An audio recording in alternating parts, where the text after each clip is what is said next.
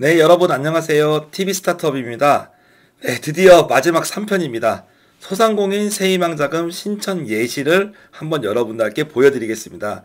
그래서 이런 창업자금은 실무적인 내용이 중요한데 오늘은 여러분들이 이 예시를 보고 그대로 따라 하시면 되지 않을까 해서 저희가 준비를 했습니다. 그래서 한번 홈페이지 한 장 한 장 화면은 넘어가는 거를 일일이 캡처해서 만들었거든요.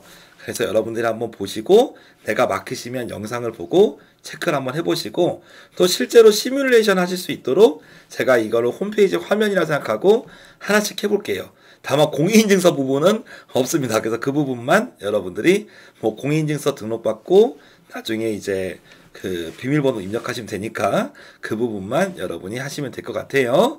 한번 보겠습니다. 소상공인 세희망자금 신청 예시입니다. 내용을 한번 보시면 기본적인 홈페이지 화면이 이렇게 생겼습니다. 소상공인 세희망자금에서 이렇게 나오는데 여러분은 여기서 신청하기를 클릭하시면 될 거예요. 다음 그렇게 되면 신청하기를 누르면 위에처럼 유의사항이 나옵니다.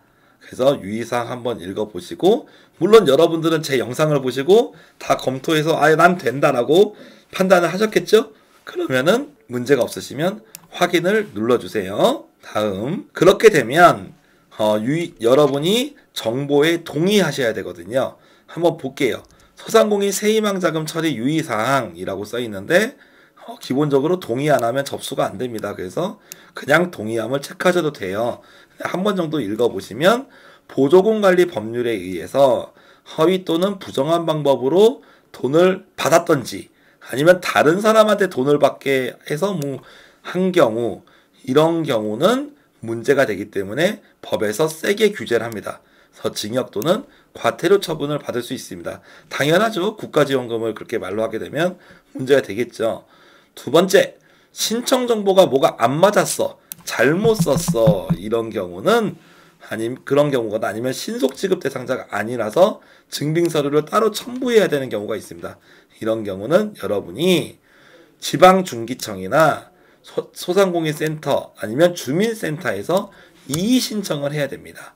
그래서 나는 왜 안 줘요? 난 잘했는데. 근데 알고 보니까 뭔가 문제가 있는 소지가 있는 거예요. 근데 그게 이제 그럴 경우에는 억울하다라고 하시면 이의 신청 절차를 하셔라 라고 하는 거죠. 그래서 이의 신청을 한다고 해서 손해 보시지는 않으니까 뭔가 좀 잘 안 맞는다고 생각된 게 있으면 적극적으로 이의 신청을 하셔도 됩니다. 그리고 입금 계좌에 입금할 수가 없습니다. 압류나 아니면 예금 주명이 잘못됐던지 이런 경우는 기타 사유로 인출할 수 없는 계좌로 입금된 경우는 불이익이 발생할 수 있죠. 그래서 나중에 분명 입금을 했는데 압류가 돼 있어요.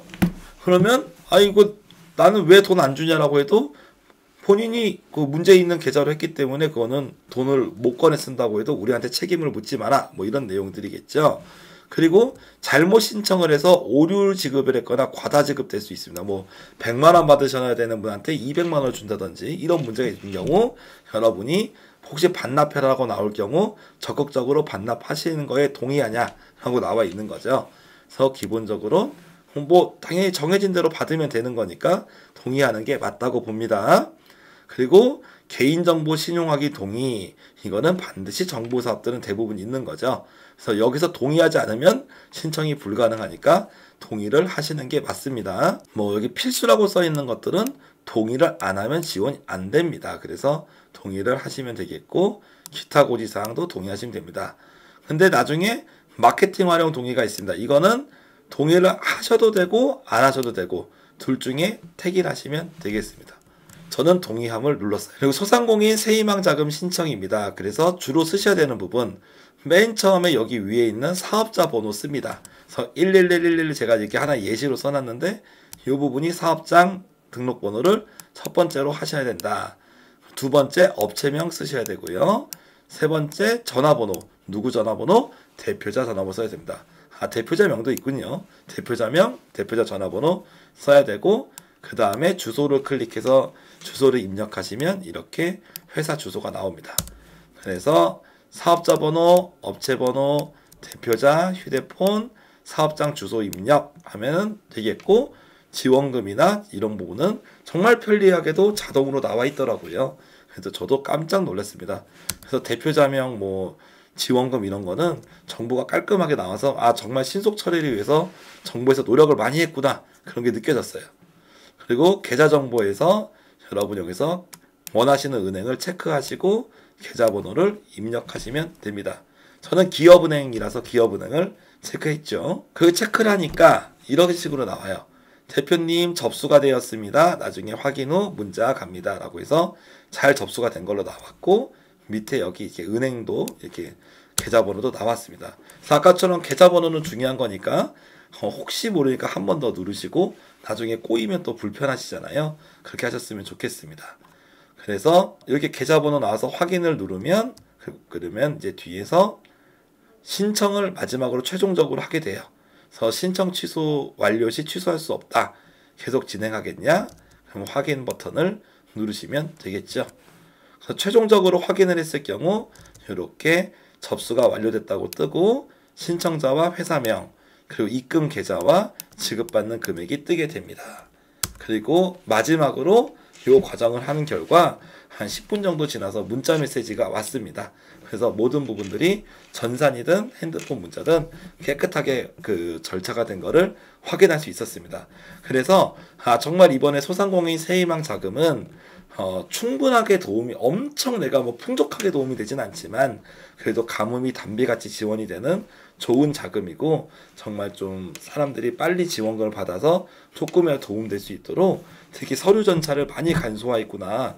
일반적으로 정부기관 하게 되면 막 사업자 등록증 사본도 내야 되고 부가세 뭐 과세표준 증명원 이런 거 다 스캔해서 내야 되고 복잡한 과정들이 많았거든요. 근데 정말 그 부분을 정부에서 노력을 해서 간편하게 했구나라고 해서 정말 저도 편리하게 한 5분 안에 정말 깨끗하게 지원이 됐었던 그런 사업인 것 같아요.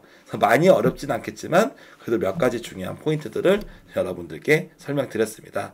가급적 아무쪼록 이거 지원 사업을 꼭 잘 접수하셔서 꼭 여러분들께 도움이 되고 편리하게 꼭 소중한 자금을 받아서 이번 연휴나 아니면 연말에 여러분들께 유용하게 사용되었으면 좋겠습니다. 아무튼 오늘 소상공인 세희망 자금에 대해서 상세 여러분 그 요약도 했고 상세 설명도 드렸고 실제로 실무적으로 여러분이 따라서 할 수 있는 예시도 드렸습니다. 도움이 좀 되셨으면 좋겠습니다. 감사합니다.